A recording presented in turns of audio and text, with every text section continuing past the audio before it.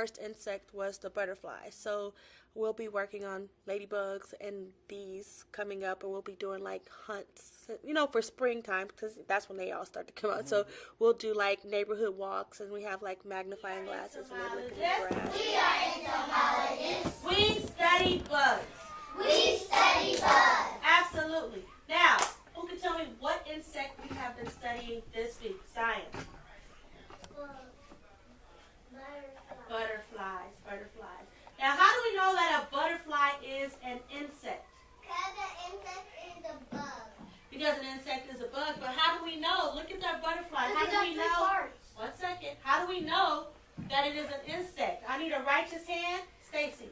A righteous hand is a thinking hand. So it's not like you're going to raise a hand and just because everybody else is raising their hand. You want to think about the purpose of raising your hand. Why are you raising your hand? If I say, today mine was raise a righteous hand if you're done with what your task was. And so for me, it allows them to figure out, hey, did I finish what I'm supposed to do? Yes, I did. And then raise their hand. Give me one. Raise a righteous hand, Kimari. The three body parts. Give me one body part, Kimari. The head. Soraya. Stomach. And what's our scientific word for stomach?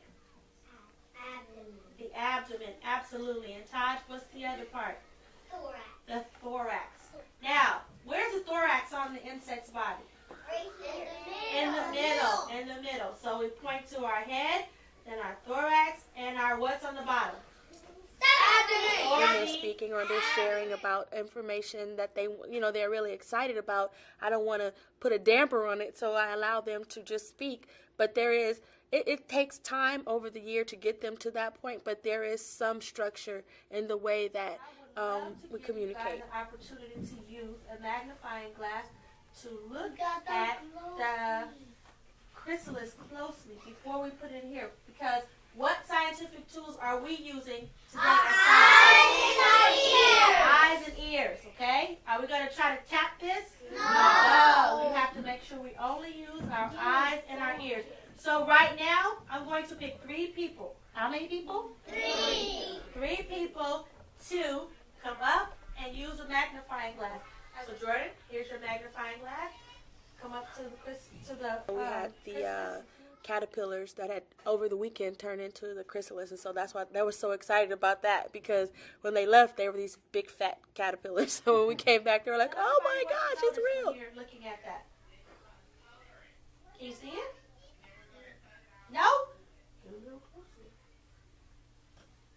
Can you see it now? What do you see? You see a little bug. And what else? A chrysalis with spikes on it? Okay, that's fair. What do you notice? Can you see it? Can you see it now? Ooh, what do you see?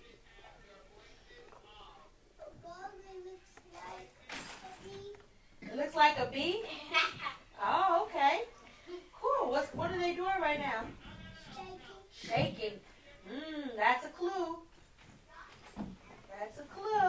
Okay. To make things basically more understandable for the little ones, because when I was in school I didn't like science, and so as an instructor you're going to be stronger in the things that you enjoy, and so I had to really do it for myself to be able to pass it on to my students.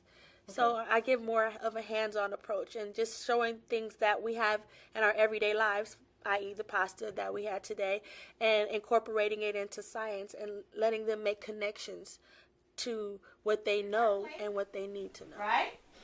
Here are the 4 sections for the 4 life cycles. Here are the arrows that lets us know it continues to grow. Again, the life cycle. So it goes again and again and again, just like the calendar, right?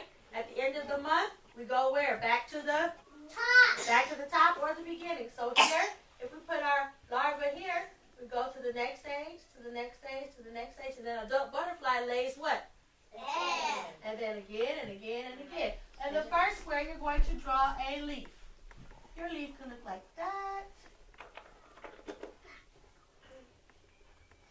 And you can have a little line. right? And then you color it in. On top of the leaf, what are we going to put? Egg. Some eggs. Real eggs? No. Fake. And what are we using? Pasta. It's for the ceiling. All the way tall. Tall like a redwood tree. And then down to the ground, where the roots are. Up. Clap one time. Ant table, walk to your seat.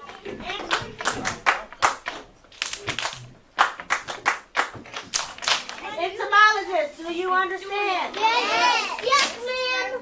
Make a nice leaf. Just like in the book, The Hungry Caterpillar. I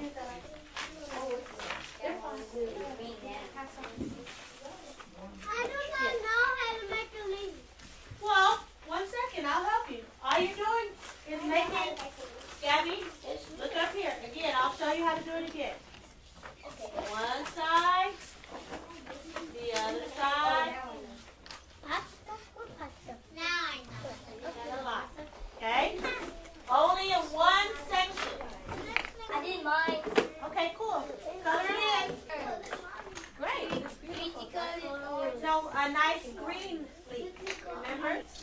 Okay? I see. Then we use glue. Do we use a lot of glue? No. We use a nice dab of glue. Unscrew the top. And you put a nice dab of green on your leaf. I'm going to put the eggs, or the fake eggs, the pasta, on your plate. Put your glue on the leaf. Yes, we are pretending these are the eggs. Good job, Genesis. I forgot the name of it. Risotto. Put it on top of your glue.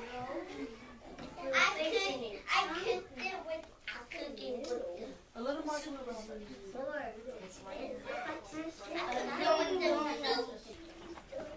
That's okay.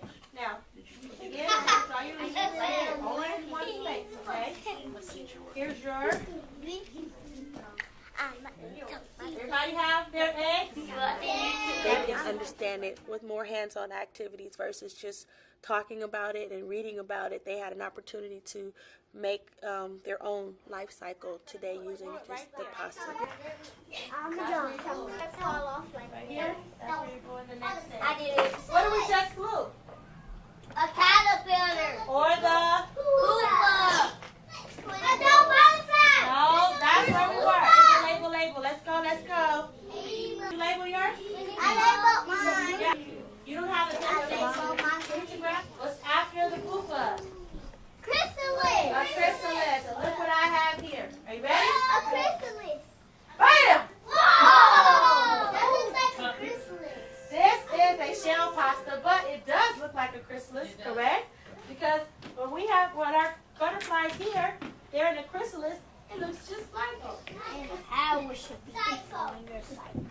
Where I put it, that's where you what? Learning is not always the number one priority. You know, they laugh at the kids who know more because they don't know more. But once they step into the classroom and you show them that they are just as smart as the other people in their class, their peers, they begin to participate more. Spell chrysalis for me. C-A-S-U-I-A. Label your picture. Go. Make sure you label. So next time when we're writing, if you need the words, you look in the book. Alright, so our last stage is what? An adult butterfly. And look at this pasta I have. It looks like it is called bow tie pasta, but for purposes of today, it looks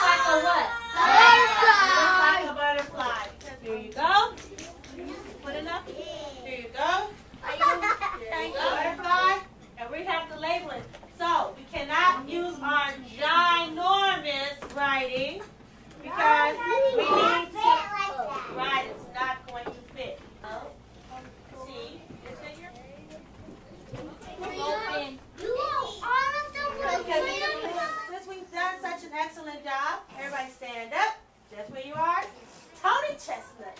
Why? All right, here we go. Ready? Tony chestnut. Tony chestnut. Tony chestnut. Tony knows. Tony knows. Excellent. High five your partner to the side. I'll be your partner. It's natural for me to be this kind of teacher, to incorporate things that are important to them into the things that they need to learn. And basically, I mean, I enjoy the job. It's fun. I love class. I've been here for so long. So it's affirming for me too, because as a child, I didn't like kindergarten. So I didn't want to go. And now this is where I am. This is where I was placed. And so I look at it as a way for me to change my experience and make it a more positive experience for the students that I teach. And they love school.